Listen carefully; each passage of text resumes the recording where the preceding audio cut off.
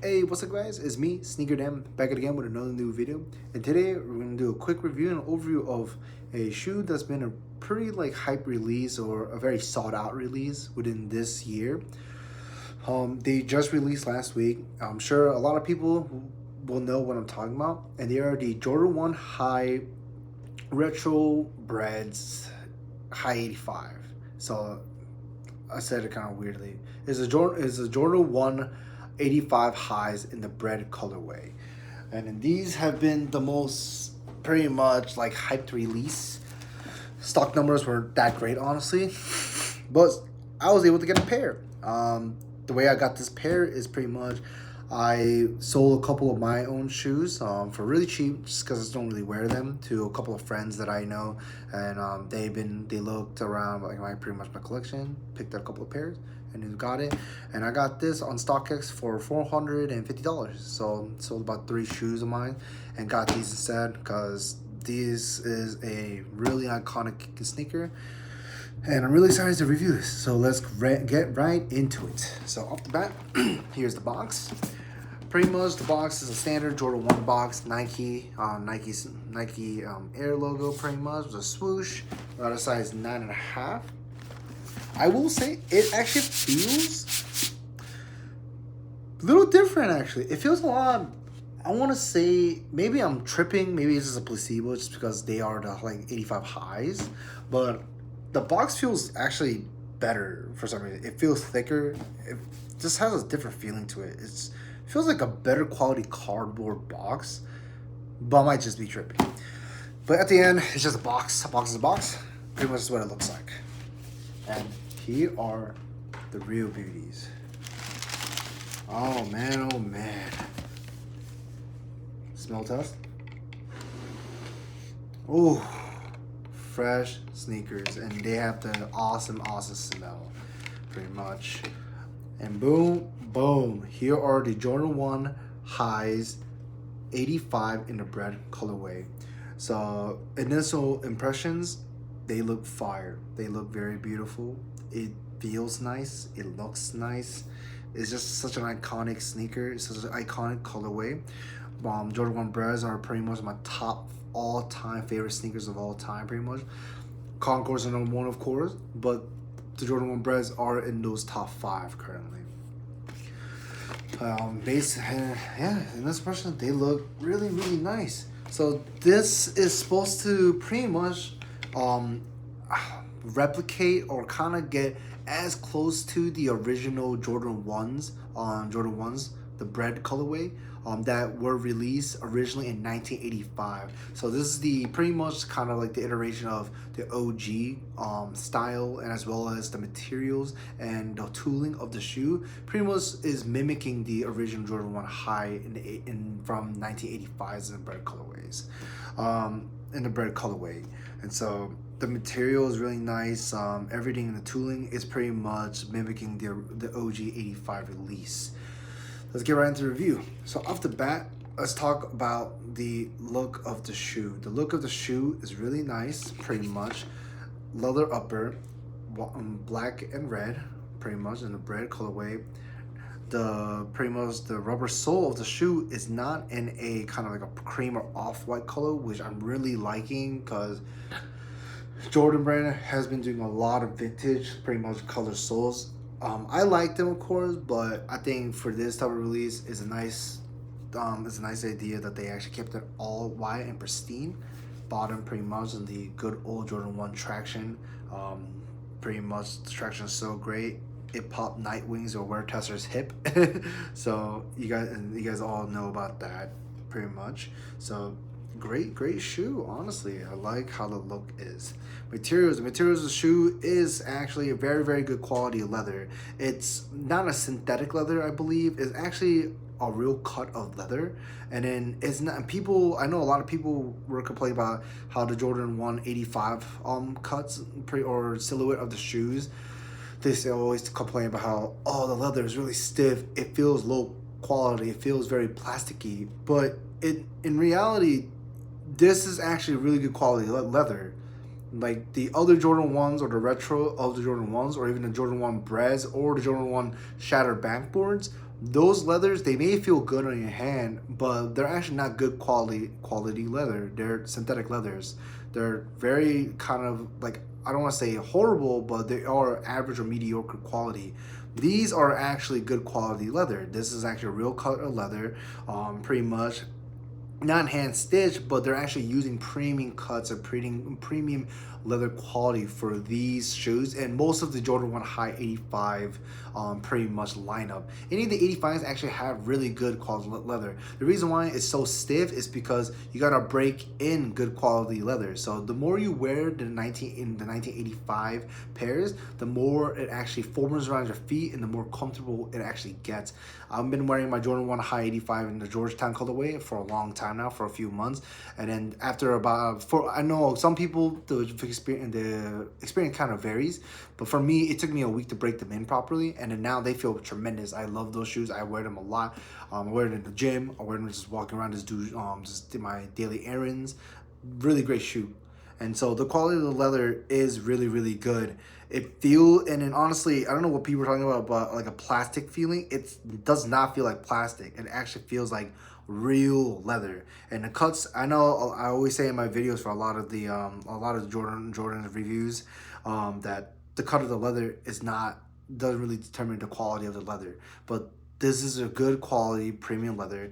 And also what also is a great additional thing for the shoe is the cuts of the leather is actually thick, meaning that it will actually last you a very long time. So the more you wear it, the more comfortable it gets, and this will actually last you longer than the other synthetic leathers from the other Jordan 1 higher retros.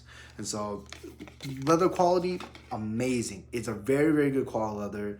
I'm so glad they actually pretty much put what the original tooling was. So pretty much the materials, premium leather upper, pretty much on both the red and the black of the whole shoe. Cut the cuts of the leather, they are very thick. Rubber capsule, pretty much. It even shows you the tooling of the shoe in this little pamphlet, which is awesome. So pretty much, I'm gonna go off of this thing. The Air Jordan 1 inspired by the high-flying acrobatics of Michael Jordan, pro basketball's hottest new star. So basically, it has a padded collar.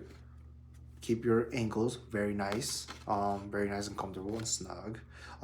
It also has an air sole unit encapsulated in polyurethane in the heel, and it kind of in the air sole goes behind the heel. And it is encapsulated in polyurethane. So the polyurethane insole will be right here, sitting pretty much up to the mid of the foot, and then after that, the outside of the sole is a solid rubber outsole, pretty much cupped all around. The insole, I believe, of the shoe is not polyurethane because I might be wrong, but I think what Wear Tester has stated in his video is that the polyurethane insoles, like the white insoles, were not made at that time in 1985.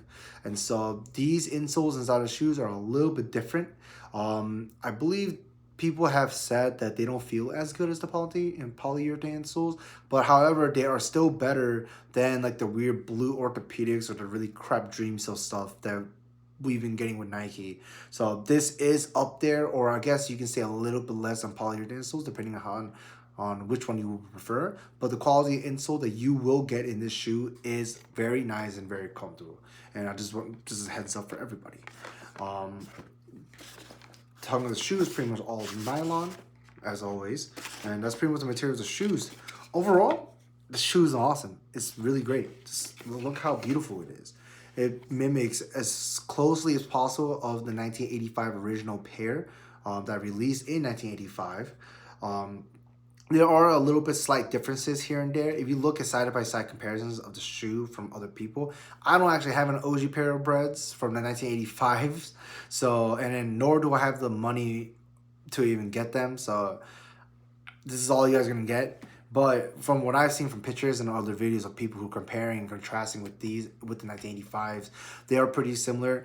The shape of it is a little bit different, I would say. I think the 1985s, they look a little bit taller, as well as it's kind of like the back of the whole shoe. It's shaped a little bit differently. but this is the closest thing we will get to the 1985 release. I will say this is pretty much like a 0.95 to 1 ratio of how close it is to the OGs. But overall, shoe's great. It's phenomenal. It's a shoe that I think every collector should try to get in the collection. However, it is really hard to get. I know a lot of people were pretty much shooting on numbers left and right. Some people said there's 10,000 pairs only releasing. There people have said that there's over 100,000 pairs. There's some crazy Reddit posts that always like that are stating these ideas. I think the closest thing I found on Instagram recently for leaked stock numbers, it is pretty much the numbers are anywhere between 10 to 23,000 pairs worldwide in regards to the release. It may be a little bit more or maybe a little bit less, but I want to say I kind of agree more of the 23,000 pairs worldwide release, just because other countries have released them in certain boutique stores all around the world. For example, this shoe I got from StockX came from Korea, so I'm from South Korea. It came from an actual like a South Korean boutique store that is based in Korea, and so there's that. So you can kind of see the stock numbers. I will say I'm going to say around anywhere between 10,000 to 23,000, but I think 23,000 might be the more correct number in regards to the situation. As well as the retail price for the shoe is $250. It is very, very high. It's probably one of the most expensive Jordan 1s. If not, it's probably not. It's not the most expensive. I think I've seen like other Jordans, like those crazy boxes, go for higher for MSRP or retail price. But these are one of the most expensive retail pairs that you can get. $250 is very steep. Do I think it's worth $250? No, I don't think though. I know I was saying the leather quality is premium, is very great. However, I don't think it really justifies $250 of the retail price if you are able to even purchase it for $250. $250 is really crazy. That's more than the Jordan 11. There's more than Jordan 12s, 13s, or any of the other like the original lineups. Just because the quality of material is a little bit better. And is it really $250 like worth of materials? I don't think so. My personal opinion is that I think this shoe could have been priced at around $210, $220, but I think $250 was what Nike was going for, just because of the prestige of the shoe, the history of the shoe, as well as how they were marketing it overall. So the retail price is $250. However, on StockX, for sizes 9 to 10, I believe when I saw on February 14th on Valentine's Day, the prices were ranging anywhere between $390 to $450. I got this for $440, $450 before fees and shipping stuff. So mine was a little bit more closer to the like higher 400s, or maybe in the low 500s overall. But that's what you would expect to pay for the shoes. I can't tell if the shoe prices are gonna go down or go up. I think they're not gonna budge anymore, honestly. They're gonna stay at this price range of $390 to $440, $450 for a couple of months, because I kind of noticed or realized that a lot of resellers, what they do is that they buy the shoes from StockX and then just resell it for a higher price. So you're pretty much just buying your own inventory back and forth for the next upcoming years.